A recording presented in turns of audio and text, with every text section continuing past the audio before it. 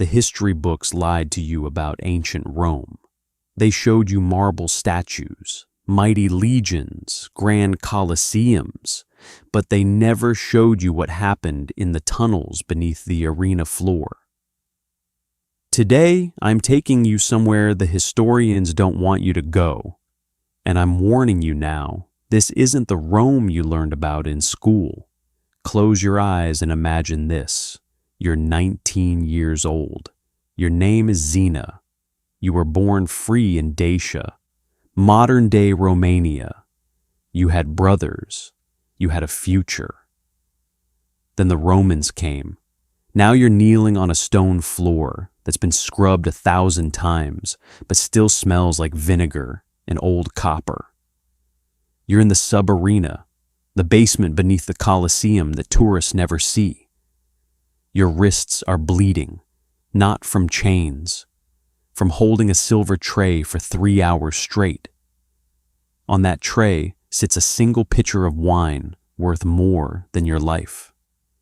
Above you, 70,000 people are screaming. The vibration shakes dust from the ceiling and rattles your teeth. But down here, in the tunnels, there's a different kind of noise. The sound of iron gates opening. The sound of a man walking who's already dead inside. His name is Vatinius. The crowd chants it like a prayer. Vatinius! Vatinius! Vatinius! He's not the golden hero from the mosaics. He's covered in gray paste, sweat, and sand mixed with blood. There's a gash across his ribs leaking dark fluid, but he doesn't even flinch. This is the man who killed your brothers in the arena 3 months ago, and now he's walking past you like your furniture. A clerk steps forward with a wax tablet. He's from something called Northwood Logistics, a shell company the arena uses to hide what they're really doing, because what they're doing isn't sport. It's human trafficking with better branding. The clerk gestures to you and 3 other women standing in line. The champions share, he says. Let that sink in.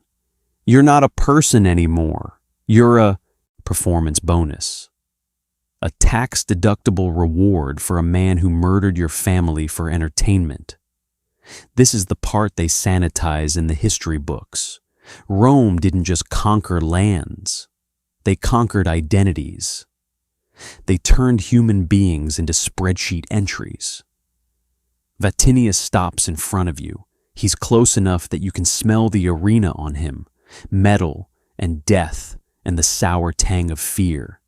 His eyes are flat, empty, like stones at the bottom of a cold river. He reaches out and hooks a finger under your chin, tilting your head back. You don't look at him. You find a crack in the stone wall and trace its shape until your vision blurs. The guard next to you speaks up, his voice almost hopeful. This one's Dacian, high endurance. She'll last the winter. Vatinius stares at you for 1 heartbeat too long. Then he drops his hand, wipes his fingers on his leather skirt, and says 1 word. No. The clerk is confused. She's top-tier Vatinius. The magistrate was impressed with her. Composure. I said no. He walks away without looking back. You should feel relief. But you see the way the guard's jaw tightens. And you understand something the history books will never teach you. In ancient Rome, rejection wasn't mercy. It was reclassification. The guard grabs the chain on your wrists and yanks. You stumble. The silver tray crashes to the floor. Red wine spreads across the stones like a bruise. Lex capigi, the guard barks at the clerk. The other prisoners look away. A girl named Myleta, captured in the same raid as you, starts shaking. She knows what those words mean. You're being moved to waste management. The sanitation and logistics branch. It's the basement of the basement, the place where they send people they want to forget. They drag you through the Spoliarium, the room where dead gladiators are stripped of their armor. It's a factory of grief. Men are unbuckling greaves from legs that aren't moving anymore, stacking shields like firewood. Someone hands you a bucket of sand and a heavy iron scraper. Your job isn't to fight.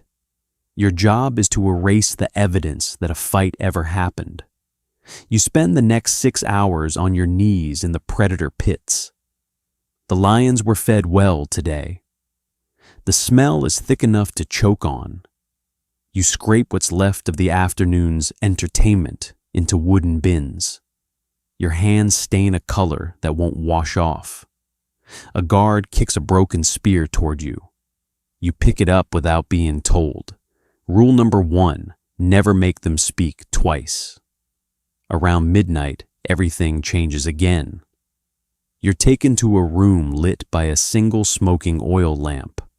3 officers are sitting at a table, their tunics stained with wine and grease. They're not looking for a worker anymore. They're looking for a distraction. The head officer, a man with a neck thicker than his head, signals for you to step forward. He doesn't say a word. He just watches. The silence is worse than the screaming above. It's the silence of a predator that knows the cage is locked. He reaches for an iron key on the table and slides it back and forth, metal scraping against wood. This is the moment where you realize that survival isn't about strength. It's about how much of yourself you can bury before they find it. Then, suddenly, the officer stands up. "The lanista wants her," he says, voice dripping with disappointment. The guard behind you grunts, clearly annoyed. "He's using her for the insurance policy?" "Vatinius is getting temperamental," the officer says, walking around you like your livestock. "He needs a reminder of what happens when he loses." And then you understand. You're not a slave. You're not a servant. You're a pressure point. A living, breathing piece of leverage used to control the man who killed your brothers. Here's how it works. If Vatinius wins his next fight, you stay in the pits, scraping blood off stone floors. If he loses, they make sure he watches what they do to you before they open the lion cages. You are a weapon pointed at a gladiator's conscience, a tool to ensure the empire's most profitable killer keeps killing for the crowd. They don't see you as human. They see you as a line item in a budget report titled Fighter Motivation Protocol. They lead you to a new cell, smaller than the last. The straw is damp. The only sound is water dripping from a cracked pipe. You sit in the corner, arms wrapped around your knees, staring at moonlight filtering through a grate 10 feet above your head. Tomorrow, the sun will rise, the gates will open, the crowd will roar, and somewhere in the darkness, you'll be holding your breath, waiting to see if the man you hate survives. Because his life is the only thing keeping yours from ending in a way the history books are too terrified to write down. Rome writes the stories of the winners, the marble monuments, the triumph parades, the glory of empire. But the tunnels beneath the Colosseum? Those belong to people like Zina, and their stories are carved in blood on stones no tourist will ever see. This is the Rome they don't teach you in school. This is the truth beneath the marble. If this opened your eyes to the dark side of ancient Rome, hit that like button. Subscribe for more hidden histories they don't want you to know. And drop a comment. What other glorious civilizations should we expose next?